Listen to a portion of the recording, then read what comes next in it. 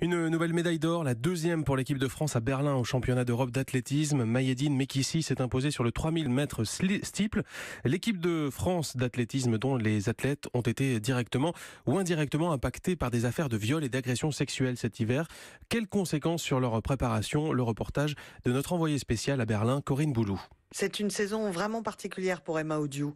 L'espoir du steeple découvre à 23 ans l'ambiance d'un premier grand championnat au sein de l'équipe de France, quelques mois après avoir porté plainte pour agression sexuelle contre un ancien responsable du demi-fond chez les jeunes.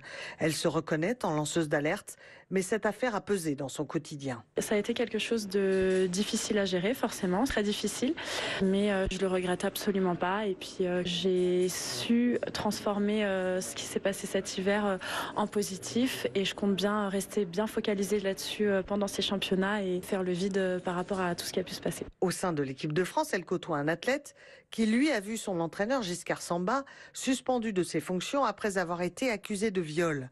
Aurel Manga, spécialiste des haies, reconnaît qu'il a été impacté dans sa préparation.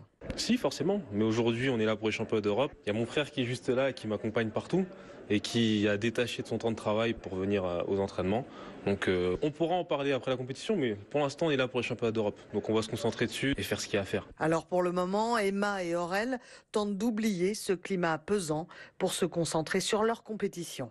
Berlin, Corinne Boulou, Europe 1. Et au programme aujourd'hui, les qualifications en perche masculine à partir de 10h30, avec notamment Renaud Lavillenie, et ce soir la demi-finale du 800 mètres pour Pierre-Ambroise Bosse.